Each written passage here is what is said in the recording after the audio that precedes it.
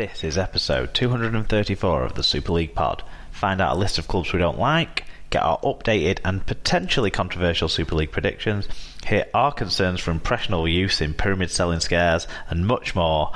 We've got transfer deadline week news wrapped up, your fan views on last week's goings on, and the winner of our Wembley giveaway will be named. Buckle up, kids, it's SLP time.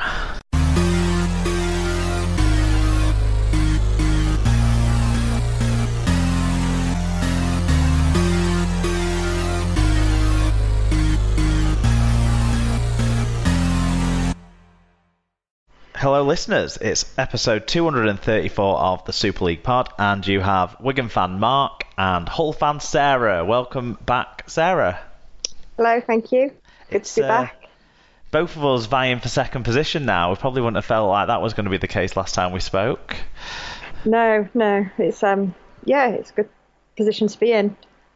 Excellent. Well, before we talk about what we've been up to of late, why don't you let us know who this episode is sponsored by? Yep, so this episode is sponsored by Little Warden. If you've got a website, then visit littlewarden.com and see what they can do to help you. They can help with domain exploration checks, redirects, and all sorts of other important background web stuff that they'll make simple for you. Vital alerts for hidden issues. Excellent stuff. And what we've got coming up for people this week, well, it was transfer deadline week, so we've got an important week of news to recap there. Some Hull FC related stories that I'm sure you've got lots to say about, Sarah. We've got fan comments on all the Super League games and on some other games outside of Super League 2, so we've got that to look forward to, and we've got our Challenge Cup final ticket prize draw to get to soon. But before we get to that, let's do the customary, how are the Might and Warriors juniors getting along, Sarah? Yeah, so they've had a mixed time recently. They went to the Castleford Panthers Gala Day just over a week ago now, and it was a strange setup because they were playing on last season's rules, so there were less players on the pitch, smaller pitches, different rules, and they looked like they had never seen each other before, or certainly couldn't pass a ball to each other. So consequently, they scored no tries and didn't make many more tackles, I don't think, in 4 or 5 games. But then played West Hull on Thursday, and that particular West Hull team is probably the best in the league at the minute. And actually, they played really well. They were really unlucky with a couple of attempts for scoring. Elijah, the captain, made a lovely break down the middle and was just stopped short. Joshua put in a very nice off-the-cuff kick, which landed in the centre's arms, but unfortunately he fell the wrong way, so instead of falling over the line, fell the other way. So it was a shame because they did play really well against such a good team. Good stuff. And Joshua's been at kicking camp today, learning off Mark Snide. He has indeed. He had a chat with Sneedy and with Harris. He asked how you deal with getting taken out late. And roll around until you try and get the guy sin-binned is what I heard, yeah. Well, Sneed said you have to just get on with it. Did he? Yeah. And Harris said, well, sometimes you get knocked out as well as taken out, and that's a bit more tricky. But other than that, yeah, you don't ever get used to it. You just have to deal with it. Joshua was hoping for some tips. Some tips. I think Joshua's going to learn more tips about taking people out, isn't he, really? That's what he's... Well, I don't know, he was bitten the other week after kicking the ball. What? Yeah. He dropped the ball on his foot to put the kick in, and a player came through and bit his upper arm. On purpose? Yeah. Well, I presume so. It wasn't like he fell on him in a tackle awkwardly. This isn't the first report of biting at these... Are the under-9s now? Under-10s now. That we've heard from in the last few months, is it? What is going on in this world? I don't know. It's terrible. It's utterly ridiculous. I can't believe the way some of the parents, some of the coaches carry on. You know, they're kids and young kids still. But it's not like biting. I mean, sort of.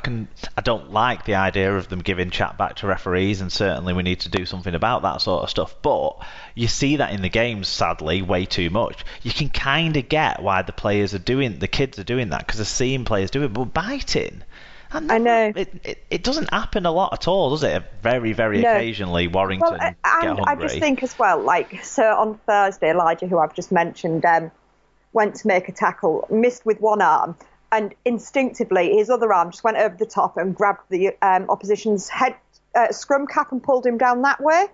And yeah, high tackle, penalty, everything else. But it was an instinctive thing, whereas you just think biting a kicker after the kick's gone through, like where do you get that from? Yeah, that's beyond foul play, isn't it? That's malicious and nasty. Hopefully these kids are getting disciplined when this happens and learn from it. I hope so. Let's hope so. Okay,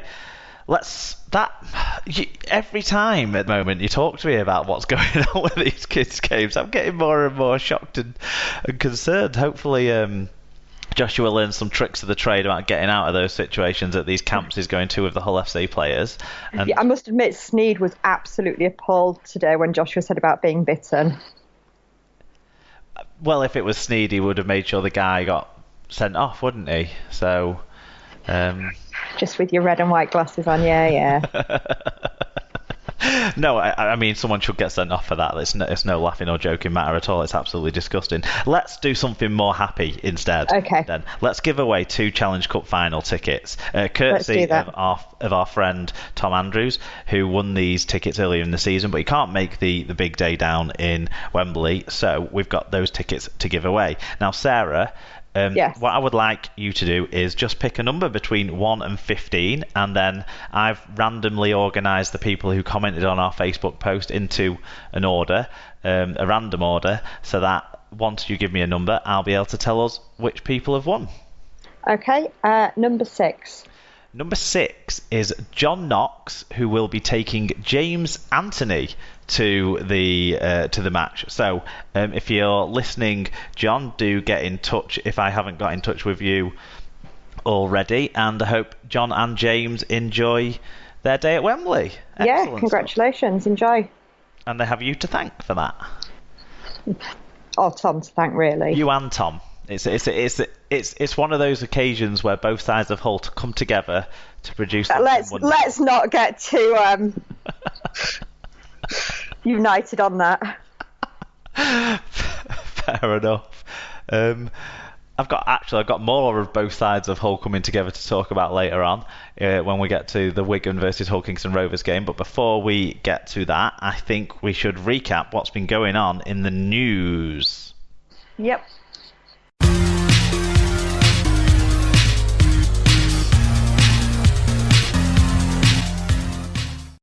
Okay, so news this week. Warrington have signed scrum half Matty Smith on loan from Catalans for the rest of the season.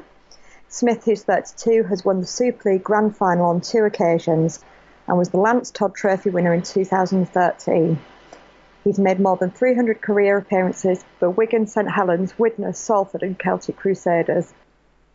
He's pretty much completed the set now of Lancashire clubs. Yeah.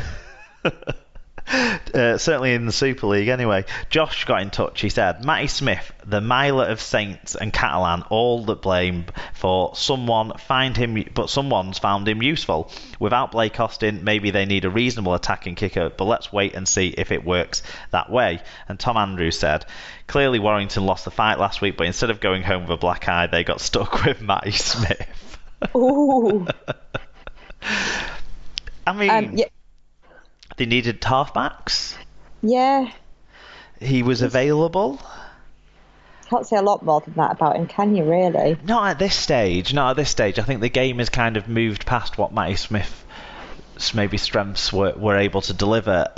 But as you run into... What I would say about Matty Smith is if you run into autumn, and in fact what we've been experiencing recently as well, in wet weather, he's a very good player. In wet weather, defenders can't get to him as fast, so he can get his kicks away better.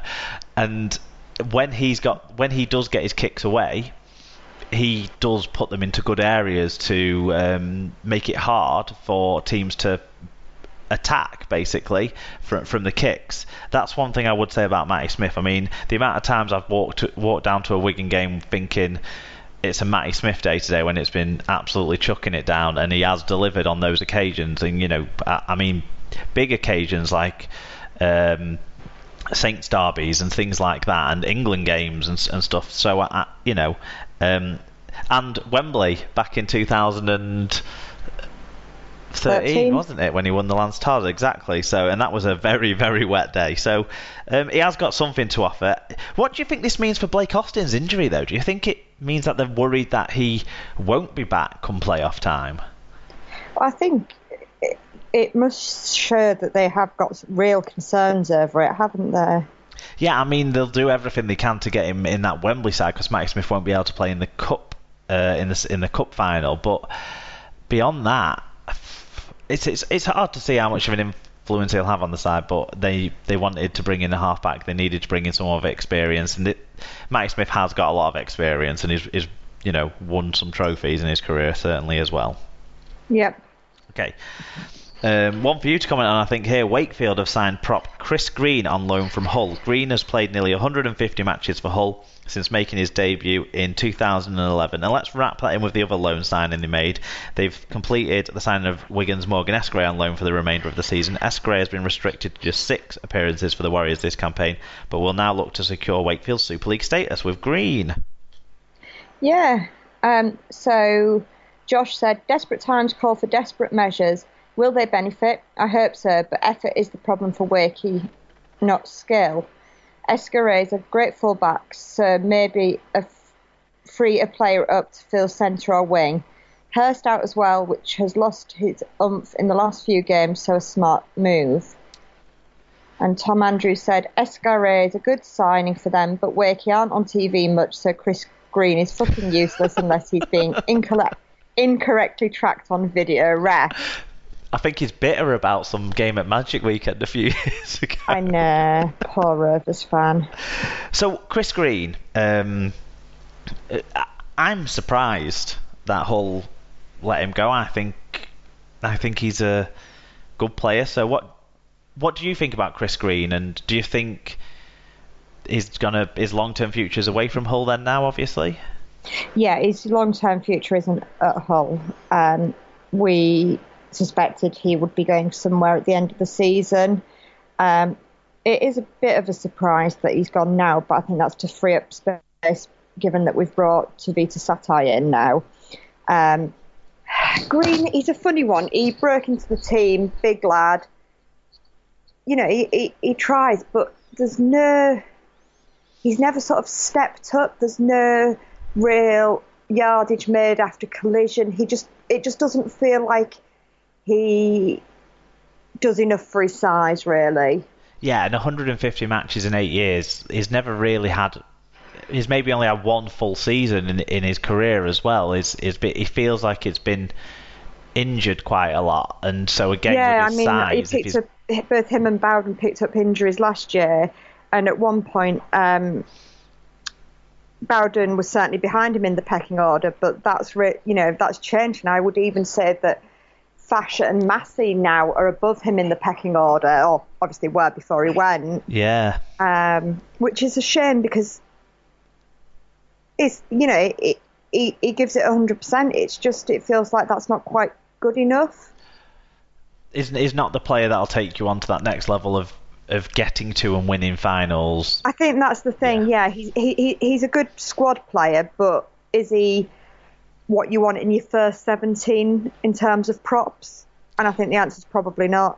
Yeah, and with Morgan Escray, from the Wigan point of view, I think he's moved down our pecking order as well, with the signing of Bevan French, which my understanding is Bevan French was really a signing we wanted to make for next year, but to make sure we got clearance and stuff, he was brought in this year.